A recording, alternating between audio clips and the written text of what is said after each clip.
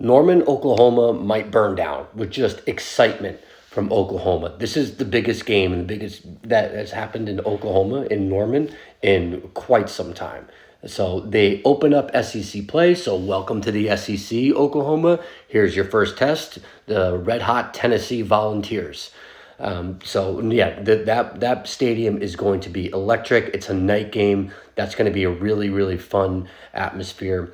And on top of that, we add the fireworks of Josh Heupel returning to Oklahoma, where he was quarterback and also was a offensive coordinator.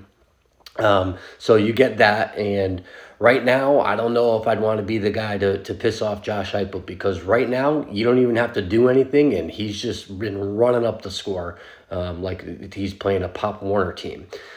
So I think it'll be a very different defense, obviously, that have not faced yet in Oklahoma. I think Oklahoma has a pretty solid defense, but let's break down the game a little bit. So we'll start with the Tennessee offense. Like, obviously, they're putting up video game numbers and points. Now, obviously, they haven't played really any stiff competition, but they are putting up points like this year that they were not able to do last year against these inferior competitions. So offensively, they look really, really good. Yes, I know it's against inferior competition.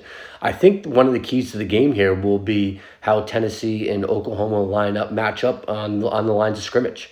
Because I think if Tennessee gets the edge here on the line of scrimmage, I think they have a chance to run away and this be kind of a blowout because, I think this is also one of the biggest misconceptions people think about Tennessee because of how much points they get up, but they're running first team and Dylan Sampson is a really, really good back.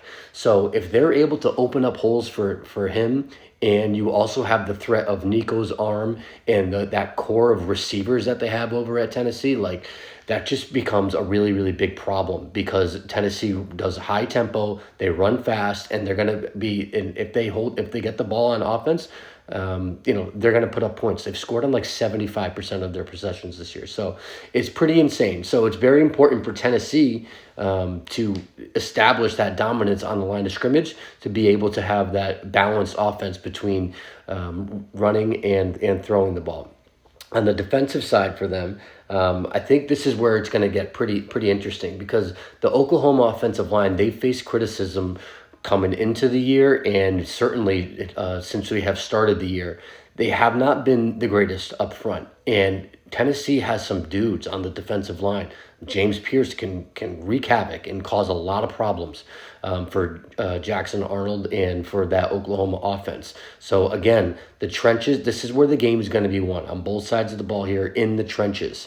If Oklahoma can fend off Tennessee, I think Tennessee's secondary hasn't really been challenged, and I do have some questions there yet. So, and in Oklahoma, you thought that they had the receivers and the dudes to go do that and to be that threat. But, I mean, truthfully, Jackson Arnold hasn't really, grown into himself the way Oklahoma fans, I think, wanted to. Obviously, he's still super young and I think probably has a bright future.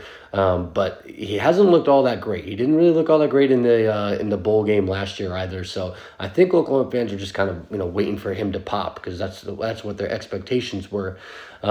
So we'll see what Oklahoma offense will be able to do against this Tennessee defense. Oklahoma doesn't really have a run offense either. Like, I think Jackson Arnold's their leading rusher.